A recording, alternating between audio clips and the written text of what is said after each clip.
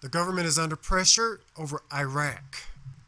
The government remained under pressure today to consider military intervention in Iraq as more aid was delivered to help thousands of people trapped on Mount Sinjar in the north.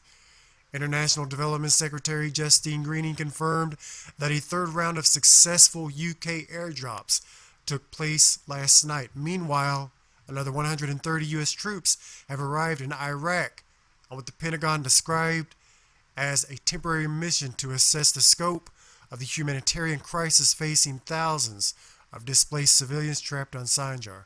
But Prime Minister David Cameron has insisted the UK will not intervene militarily, despite increasing calls from experienced commanders yesterday to join the U.S. in airstrikes on IS targets. Ms. Greening, who announced $8 million in new assistance last week, said as thousands of Iraqi people remain cut off away from their homes, we are focused on getting help to those in need, particularly those trapped on Mount Sinjar. After last night, the RAF have successfully made 5 drops, including thousands of containers filled with clean water that can also be used to purify dirty water, and hundreds of shelter kits.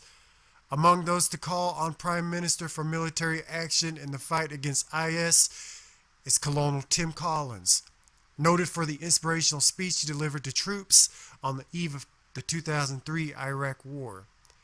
He warned in the Daily Telegraph that ancient civilizations in Iraq could be extinguished unless there is action, and dismissed the aid drops as a pebble in the ocean. He also urged the government to arm and train Peshmerga fighters. General Sir Mike Jackson, professional head of the army during the Iraq War, said there is moral duty to help with the humanitarian response. He told the newspaper he would have no difficulty at all in saying the UK should be alongside the US to up the British ante to the use of air power on humanitarian grounds. Calls also came from religious leaders, including Reverend Rose Hudson Wilkin, chaplain to the Common Speaker. She told Channel 4 News that maybe we need to go to the extent of military action.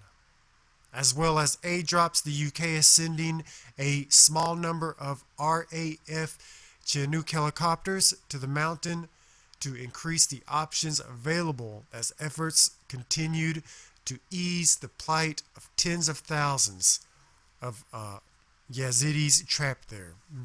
Britain has also committed to transport military equipment to resupply Kurdish forces, which have been outgunned by IS. Former Defense Secretary Liam Fox has also demanded Britain join the U.S. raids on the IS militants. Writing in the Daily Mail today, he backed the use of the military to protect civilians from barbaric jihadists.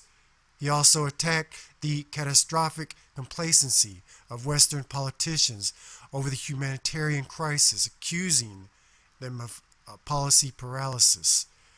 Dr. Fox insisted that aid on its own is not enough to help defenseless Iraqis, and warned that young extremists could flood Britain if the threat is not extinguished.